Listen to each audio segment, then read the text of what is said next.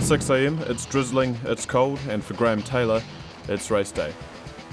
I suppose it's a car madness is no known cure for it that I've found yet anyhow. And I just love cars, I love my driving. I bought it in 2000, so I've had it 11 years. Took me about 2.5 years to restore, and I've been racing it off and on sort of since then. After a final check, it's off to the track. Couldn't really sleep much last night. I was up at 3 o'clock having another pee, sort of walking around waiting for the clock to go round to 6 or something. Up again sort of at 5:30. Oh yeah, 6 o'clock won't be far away. So. And you're going over it in your mind all the time. Unload time. This is Waimate 50 weekend, and the gravel hill climb is Graeme's first event. That is, if he can get the car started. It shouldn't take too long to figure out. Graeme's first race car when he was 18 was another Morris Minor, and he's been into them ever since. Probably bloody flooded it now.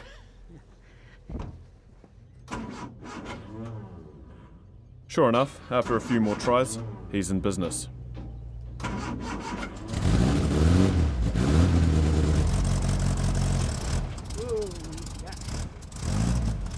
But you'll find Graeme takes a fairly relaxed approach to the day.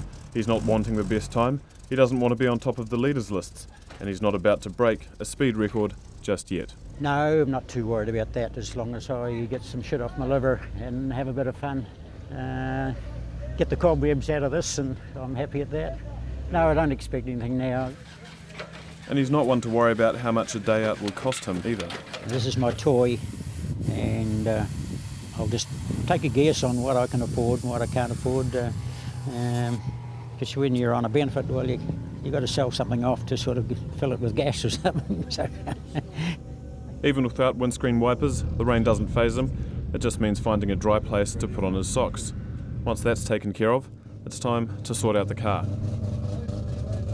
This is my home brew kit here, and my non-electric fuel gauge.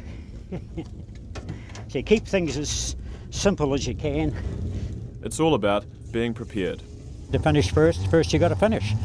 So if you run out of petrol, which I've done before, and if spark plug leads drop off, or you haven't put oil in the diff, you might as well stay at home.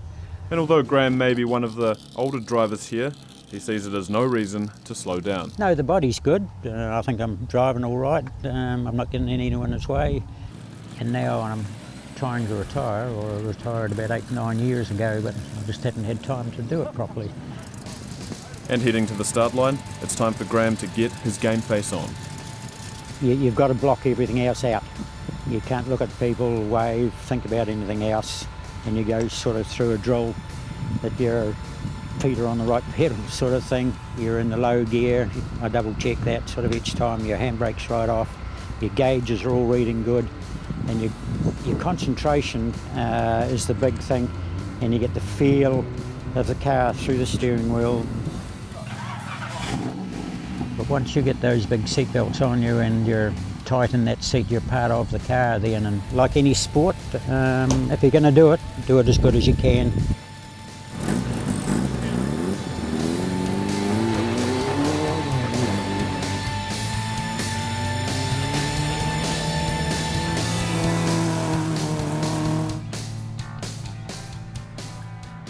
You get a lot of people laughing at the wee thing, but pleased to see it, and it's a part of history, and I feel proud of that. I don't feel stupid going around in something like this and saying, what are you doing in an old girl like that? And I said, well, this is what I like doing, and I feel happy in it. There's a mighty Morris Minor.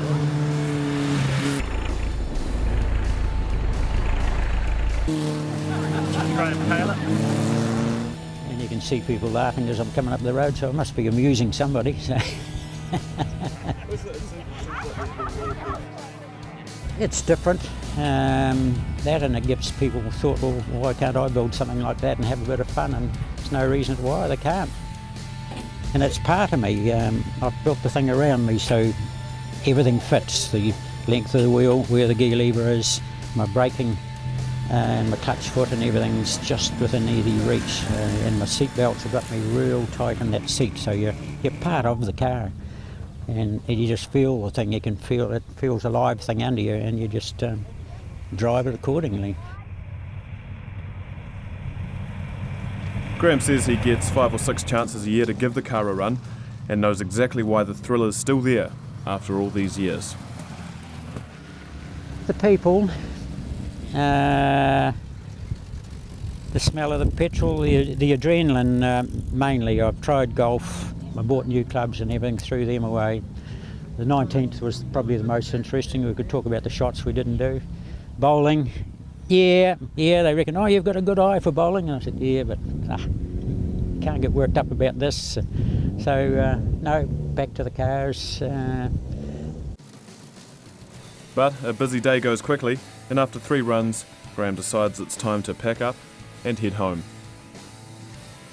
Been a good day out, yes. Real early and nervous sort of a start, and not knowing the hill, the track, the surface, and that. But no, the hill was quite enjoyable. And Graeme's pleased with the day's efforts.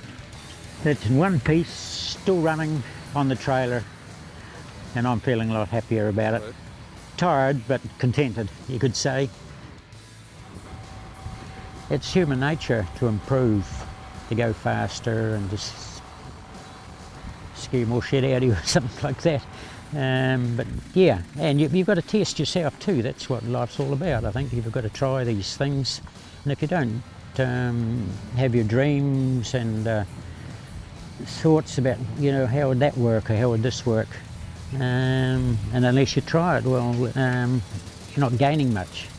Yeah, it's like life. You've got to get the best out of it you can, and you know, money's not everything. It's enjoying people around you and learning something every day.